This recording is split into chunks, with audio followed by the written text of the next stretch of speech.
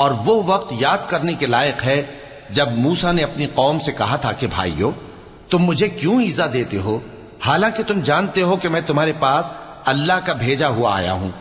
फिर जब उन लोगों ने कजरवी की तो अल्लाह ने भी उनके दिल टेढ़े कर दिए, और अल्लाह नाफरमानों को हिदायत नहीं देता। और वो वक्त भी याद करो जब मरियम के बेटे ईसा ने कहा कि ऐ बनी इसराइल, मैं तुम्हारे पास अल्लाह का भेजा हुआ आया हूं, जो किताब मुझसे पहले आ चुकी है यानी तौरात, उसकी तस्दीक करता हूं, और एक पैगंबर जो मेरे बाद आएंगे जिनका नाम अहमद सल्लल्लाहु अलैहि वसल्लम होगा, उनकी बिशारत सुनाता हूं।